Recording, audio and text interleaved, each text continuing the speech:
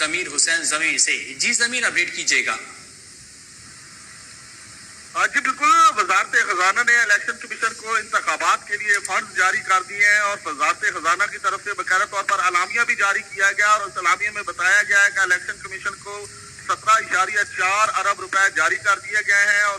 17.4 ارب کے علاوہ جولائی میں 10 ارب روپے بھی جاری کیے گئے تھے۔ اعلامیوں میں مزید کہا گیا ہے کہ وزارت خزانہ کی جانب سے مجموعی طور پر 27.4 ارب روپے ریلیز کیے گئے ہیں۔ الیکشن کمیشن کی ضرورت کے مطابق فنڈز کی فراہمی کے لیے جو ہے وزارت خزانہ جو ہے مکمل طور پر پرعزم ہے اور مزید اگر اس کی بات کر دی جائے تو بجٹ میں الیکشن کے لیے 42 ارب روپے مختص کیے گئے تھے۔ الیکشن کمیشن نے فنڈز کا اجرا نہ ہونے پر گزشتہ روز سیکرٹری خزانہ کو طلب کیا تھا اور سیکرٹری خزانہ نے باقاعدہ طور پر 2 روز میں فنڈز ریلیز کرنے کی یقین دہانی کروائی تھی، جس کے بعد آج جو الیکشن کمیشن آف پاکستان کو فنڈز جو ہے وہ جاری کر دیے گئے ہیں اور باقاعدہ طور پر وزارت خزانہ نے 17.4 ارب روپے جو ہے وہ جاری کیے ہیں اور 10 ارب روپے پہلے جاری کیے گئے ہیں اور باقاعدہ طور پر جو الیکشن کمیشن